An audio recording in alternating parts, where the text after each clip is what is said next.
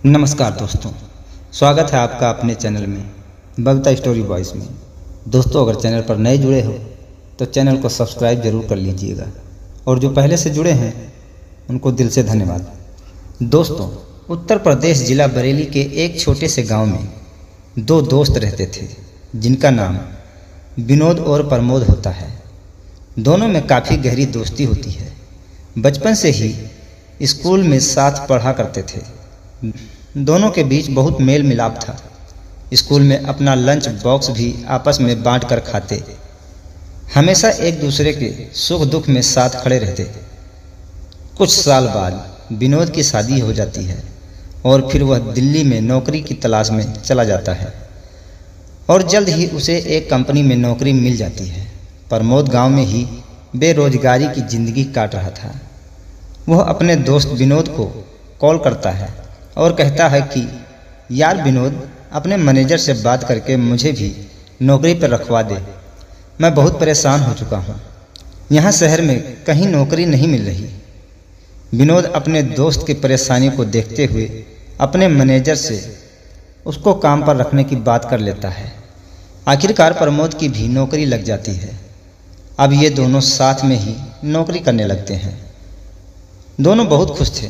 तभी इन दोनों के बीच एक रिया नाम की लड़की आती है जो उसी कंपनी में नौकरी करती थी। रिया की विनोद से दोस्ती हो जाती है।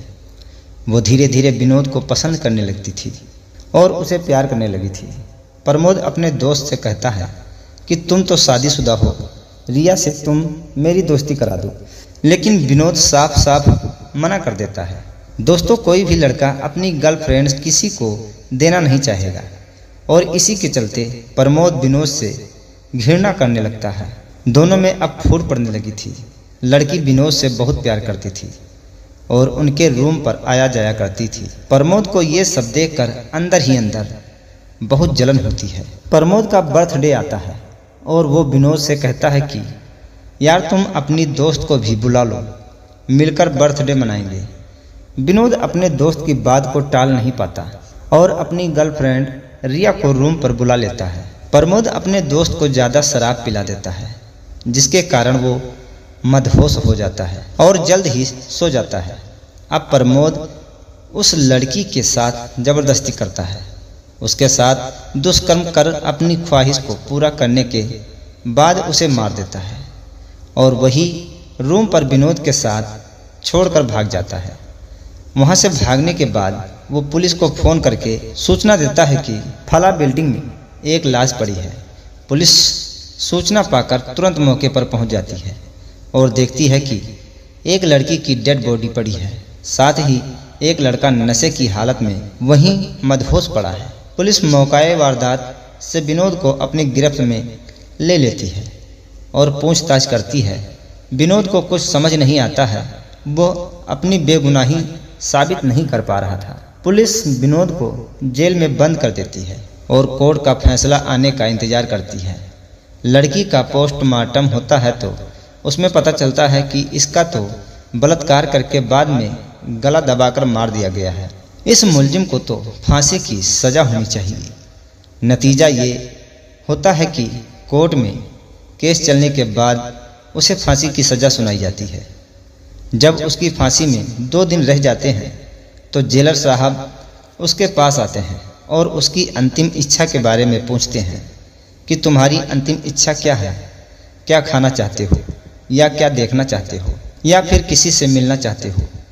आपकी जो भी अंतिम इच्छा है हमें बता दीजिए। विनोद कहता है कि सर, हमारी एक अंतिम इच्छा है, अगर आप पूरी कर सकते हैं तो। जेलर साहब कहते हैं कि आपकी जो भी अंतिम इच्छा है पूरी की जाएगी, बस आप बताइए क्या इच्छा है आपकी। तो विनोद कहता है कि साहब, मैं एक रात अपनी बीवी के साथ गुजारना चाहता हूँ, एक रात उसके साथ बिताना चाहता हूँ। मेरी पत्नी को यहाँ मेरे पास बुलवा दीजिए। जेलर ये बात सुनता है तो हैरान रह जाता है और सोचता है कि मुझे 20 साल हो गए जेलर बने हुए, आज तक किसी कैदी ने ऐसी इच्छा जाहिर नहीं की है। लेकिन फिर भी वो कहते हैं कि चलो, अगर आपकी यही ख्वाहिश है तो आपकी ये ख्वाहिश पूरी की जाएगी। और फिर जेलर साहब उसके घर अपने सिपाही भेजकर उसकी पत्नी को बाइज्जत बुलाते हैं और कहते हैं कि तुम्हारे पति की यही अंतिम इच्छा है कि वो तुम्हारे साथ एक रात बिता सके। अब विनोद को खबर दी जाती है कि तुम्हारी पत्नी यहाँ आ चुकी है। जेलर साहब विनोद के कमरे में जो भी कैदी उसके साथ होते हैं उनको अलग रूम में शिफ्ट करा देते हैं और विनोद की पत्नी को उसके पास ले आते हैं।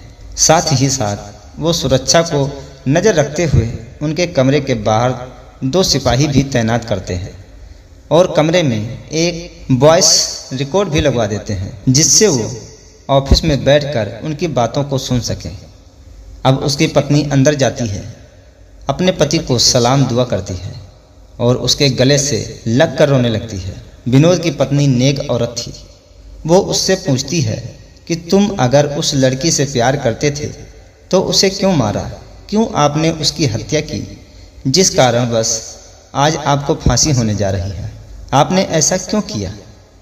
विनोद अपनी पत्नी की बात सुनता है और सुनने के बाद फूट फूट कर रोने लगता है। उनकी ये सब बातें जेलर साहब वॉइस रिकॉर्ड के माध्यम से सुन रहे थे। वो रोते हुए कहता है कि मैंने ऐसा कोई काम नहीं किया। वो अपनी पत्नी से सारी बातें बताने लगता है कि हमारी कंपनी में एक लड़की काम करती थी और वो मेरी दोस्त थी। प्रमोद हमसे घृणा करने लगा था। प्रमोद के बर्थडे पार्टी को मनाने के लिए वो लड़की मेरे कहने से रूम पर आ जाती है। मुझे कोई लालच नहीं था। वो सारी बातें अपनी पत्नी से बताता है। उसकी पत्नी कहती है कि फिर आगे क्या हुआ। विनोद बताता है कि मैं नशे की हालत में मदहोश हो गया था। इसके बाद प्रमोद ने उस लड़की के साथ क्या किया और क्या नहीं किया मुझे कुछ मालूम नहीं। जब मैं होश में आया तो वो मेरे बेड पर मृत हालत में पड़ी थी। प्रमोद ने ही पुलिस को सूचना दी थी। इसमें प्रमोद की साजिश थी। मैं बेकसूर हूँ, मैं बिल्कुल निर्दोष हूँ। मुझ पर ये दुराचार हो रहा है, पर जो परमात्मा को मंजूर है वो होना है। आप मेरी फिक्र छोड़कर तुम्हारे 2 बेटे हैं उनकी अच्छे से परवरिश करना, क्योंकि भारत का कानून अंधा होता है। लिखा हुआ होता है कि कानून अंधा होता है और यहाँ के लोग सबूत मांगते हैं। सबूत के तौर पर मैं दोषी हूँ, इसलिए मुझे फांसी की सज़ा होनी है। लेकिन मैंने ऐसा कुछ नहीं किया। अगर कोई मुझसे पूछे, गीता पर हाथ रखकर मेरी अंतर आत्मा से पूछा जाए तो मैंने ये हत्या नहीं की, मैं निर्दोष हूँ, कहकर वो फूट फूट कर रोने लगता है। विनोद की दर्द भरी कहानी को सुनकर और उसकी ये चीख पुकार से जेलर साहब और उनके सभी सिपाहियों का दिल पसीज जाता है। उनकी आंखों से भी आंसू बहने लगते हैं। सभी लोग विनोद की बात का मंथन करते हैं। पति पत्नी पूरी रात रोते रहते हैं। सुबह हो जाती है। सभी लोग जागते हैं और देखते हैं कि क्या होता है। जेल के सभी सिपाही जेलर साहब से कहते हैं कि ये निर्दोष है और इसको फांसी की सज़ा मिली है, जबकि ये हकीकत में निर्दोष है। आज जो इसने कहा है वो सच्चाई को उगला है। इसकी एक एक बात में सच्चाई है। इसको किसी तरह से बचाया जाए। पत्नी अपने पति के पैरों को छूती है और कहती है कि ये हमारा आखिरी समय है, ईश्वर ने चाहा तो अगले जन्म में फिर मिलेंगे। पत्नी पति को बार बार मुड़कर देखने लगती है। पति पत्नी को मुड़ मुड़कर देखता है। दोनों का विलाप ऐसा होता है कि पत्नी फिर भाग कर आती है और अपने पति के पैरों में गिर कर रोने लगती है। जितने भी लोग वहाँ होते हैं सभी के आंसू बह रहे थे। उसके बाद जेलर साहब वो ऑडियो को सोशल मीडिया पर वायरल करते हैं। बहुत जल्दी ही वो ऑडियो पूरे देश में वायरल हो जाती है और लोग विनोद को न्याय की मांग करते हैं। दूसरे दिन उसे फांसी होनी थी, लेकिन सुबह कोर्ट से ये फैसला आता है कि ये तो निर्दोष है, हत्या तो उस दूसरे लड़के ने की थी, फांसी उसे लगाई जाए। फिर विनोद को बरी कर दिया जाता है। उसके घर पत्नी को सूचना दी जाती है कि तुम्हारा पति बरी हो चुका है। यह सुनकर पत्नी के चेहरे पर खुशी की लहर दौड़ पड़ती है। इसके बदले प्रमोद को गिरफ्तार किया जाता है और उसे फांसी लगा दी जाती है। कहते हैं ना कि दोस्तों, जैसा बीज बोओगे वैसी ही फसल काटोगे। हमारी कहानी कैसी लगी कमेंट करके जरूर बताइए और ऐसी ही कहानियाँ सुनने के लिए हमारे YouTube चैनल को सब्सक्राइब करके बेल आइकन को जरूर प्रेस कर लें। तो मिलते हैं ऐसी ही किसी और घटना के साथ। तब तक के लिए धन्यवाद। नमस्कार।